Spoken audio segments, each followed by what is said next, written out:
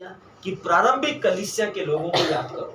उस समय लोगों ने भारी सताव और तनाव और शैतानों के भयानक परिस्थितियों को, प्रलोभन को, उसका सामना किया, उनके शैतानों के विरोध का सामना किया।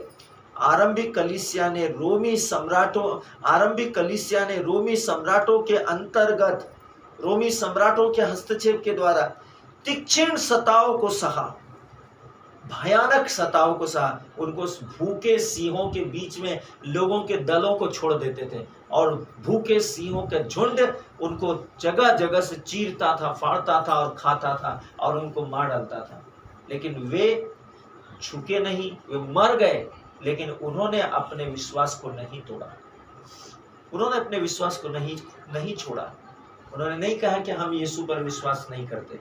उन्होंने कहा यीशु ही हमारा प्रभु है, चाहे वो हमको बचाए चाहे वो ना बचाए, लेकिन यीशु ही हमारा प्रभु है।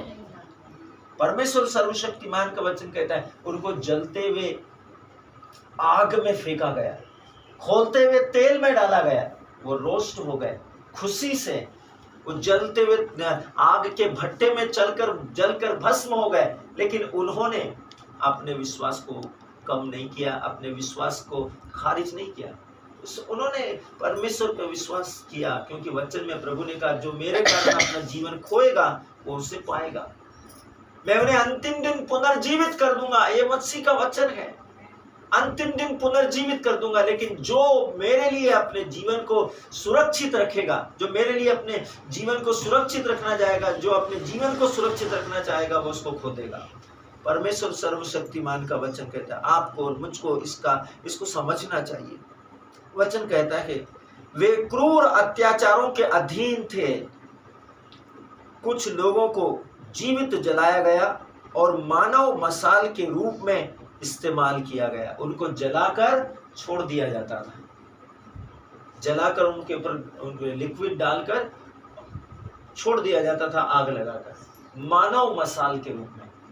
सोचिए मेरे प्रियो, वे जिंदा जल गए, लेकिन उन्होंने उफ तक नहीं की, क्योंकि वे विश्वासी थे। उन्होंने परमेश्वर के उस साक्षात्कार को अपनी आंखों से देखा था। प्रभु ने कहा विश्वास करने वालों में चिन्ह होंगे, वो मेरे नाम से दुष्ट आत्माओं को खदेड़ेंगे। क्या आज आप विश्व में ऐसा होते हुए नहीं देखते? आज भी हमारा प्रभु ईश्वर वही कार्य कर रहा है हर विश्वासी के बीच में। परमेश्वर का वचन कहता है कुछ लोगों पर पथराव कर मार डाला गया, उनको ऐसा खड़ा कर दिया गया, पत्थरों के बीच में बड़े बड़े पत्थरों को जमा दिया गया और उनके बीच में खड़ा कर दिया गया ताकि वो भागे तो उन पत्थरों में भागने में उनको असुविधा हो। और चारों तरफ से भीड़ अपने हाथों में धारदार नुकीले और उबड़ खाबड़ पत्थर लेकर जोरों से उन पर पत्थरों की बारिश करती थी और वे पत्थरों से घायल होकर मर जाते थे। सोचिए मेरे प्रियो, परमेश्वर का वचन कहता है आरंभिक कलीसिया ने कितने कष्ट सहे हैं। परमेश्वर का वचन कहता है, सर्वशक्तिमान का वचन कहता है, तो भी प्रेरितों और आरंभिक कलीसिया के संतों ने ये सब सहा। कलीसिया इसके शत्रुओं और विरोधियों से अधिक जीवित रही। जितने ज्यादा वो कलीसिया को सता रहे थे, उतने अधिक विश्वास के चमत्कार होते थे, उतने अधिक विश्वासियों की संख्या बढ़ती थी। तो ये कोई चमत्कार से कम नहीं है। सोचिए कि वे देखते थे उन विश्वासियों के विश्वास को कि ये मर रहे हैं कुत्ते बिल्लियों के समान, लेकिन ये कौन सा ऐसा विश्वास है, कौन सी ऐसी सामर्थ्य है कि ये विचलित होने के नाम नहीं ले रहे। ये सिंह के सामने जाकर खड़े हो रहे हैं, ये आग में गिरने के लिए तैयार है, ये खोलते हुए तेल में जाने के लिए तैयार है, ये जिंदा मसाल बनने के लिए तैयार है, लेकिन इनका विश्वास डामाडोल क्यों नहीं हो रहा? वो पस्त हो गए। सोचिए मेरे प्रियो, वो पस्त हो गए। परमेश्वर का वचन कहता है वे संपूर्ण रीति से पस्त हो गए। उनके विरोधी बिल्कुल उनके सामने पंगु कर दिए गए। परमेश्वर का वचन कहता है याद रखो कि आध्यात्मिक सताव के दौरान कलीसिया अब भी बलावस्था में है।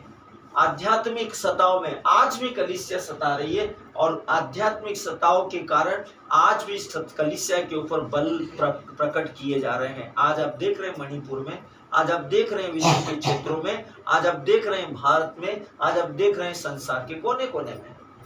आज भी कलीसिया आध्यात्मिक सताव को सह रही है।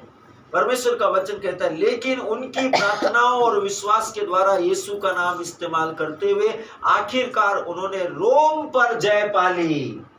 रोम उनका हो गया। सोचिए, जिन विश्वासियों को रोम के शासकों ने मार डाला था, आज रोम उनके अधीन हो गया। परमेश्वर का वचन कहता है, रोमी सम्राटों ने घुटने टेक दिए। परमेश्वर सर्वशक्तिमान का वचन कहता है, रोमी सम्राटों ने घुटने टेक दिए, रोम उनके अधीन हो गया। सर्वशक्तिमान का वचन कहता है, सर्वोच्च ईश्वर का वचन कहता है। लेकिन कलीसिया सर्वदा जीवित है। कलीसिया उस समय भी जीवित थी, सताव में भी जीवित थी, आज के सताव में भी जीवित थी, और आने वाले समय में भी जीवित रहेगी, और जीवित उठाई जाएगी इस मसीह। परमेश्वर सर्वशक्तिमान का वचन कहता है, उन्होंने हर मुसीबत पर जय पाई। बालक प्रतीत होने वाली उस कलीसिया के प्रभाव को नकारा नहीं जा सकता। सोचिए कि जो एक जवान बच्चे के समान थी, उस कलीसिया को नकारा नहीं जा सकता, जिसने जब वो बालक ही थी, जब वो विश्वास में बढ़ी ही रही थी, यीशु के बाद में कलीसिया ने चलना सीखा ही था, और वे सताव में चले गए। वे उनके विश्वास को, उनके प्रभाव को नकारा नहीं जा सकता। अब इस तथ्य के बारे में सोचो कि आरंभिक कलीसिया के पास परमेश्वर का वह ज्ञान और प्रकटीकरण और पवित्र शास्त्र नहीं था। सोच लीजिए, उनके पास न ज्ञान था, न प्रकटीकरण था, न पवित्र शास्त्र था, तो वो इतने विश्वासी थे। आपके पास क्या नहीं है? आपके पास हर एक व्यक्ति के पास सुसमाचार है, वास्तविक संगतता है, विश्वास के बहुत से प्रमाण हैं जिसके द्वारा आप अपने विश्वास की घोषणा कर सकते हैं इस विश्व में। उनके पास तो कुछ भी नहीं था, वो जो देखते थे उसी पर विश्वास करते थे। तो उनके शब्दों में वो सामर्थ्य थी, आत्मा, रेमा, जीवन का आत्मा उनमें क्रियाशील था। आपके पास पवित्र बाइबल है, आपके पास कम्युनियन है, आपके पास यीशु के निर्देश है, उसके अंतिम निर्देश, उसकी अंतिम वसीयत। कल की वास्तविक संगतता में आपने सुना, रोटी और लहू है आपके पास में, उसकी दह है, उसका लहू है आपके पास में। आप उनसे, उस आरंभिक कलीसिया से ज्यादा महिमान्वित है। वचन कहता है, जो कि आज हमारे पास है, उनके पास पौलुस के द्वारा लिखा गया वर्णन या पत्रस, यूहन्ना और दूसरे प्रेरितों के सुंदर संग्रह नहीं थे। उनके पास कुछ भी नहीं था, लेकिन फिर भी वो विश्वासी थे, तो भी उन्होंने महान कारनामे किए। इसलिए हमारे पास कोई बहाना नहीं है, हमें और अधिक अवश्य ही करना चाहिए। उनके पास कुछ नहीं था, तो उन्होंने बड़ी बड़ी उपलब्धियां हासिल की, बड़े बड़े चमत्कार और कारनामे किए। हमारे पास क्या कुछ नहीं है। बाइबल कहती है कि बहाना नहीं चलेगा कि मेरे को प्रार्थना करते नहीं आता। आपके पास आज संपूर्ण बाइबल है।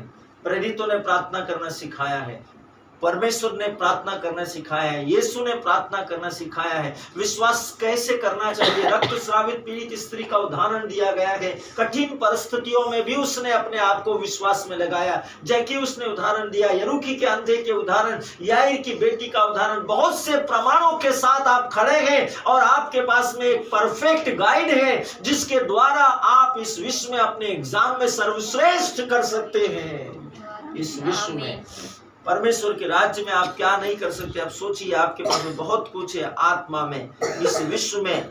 उन प्रारंभिक कलीसिया के लोगों को दिखाने के लिए कि आपके द्वारा दी हुई विरासत को हमने अपने जीवन में जिंदा रखा, और जो हमें सौंपा गया हमने उस पर काम किया और उसे बढ़ा दिया है। जिसको 10 दिए थे उसने 10 के 20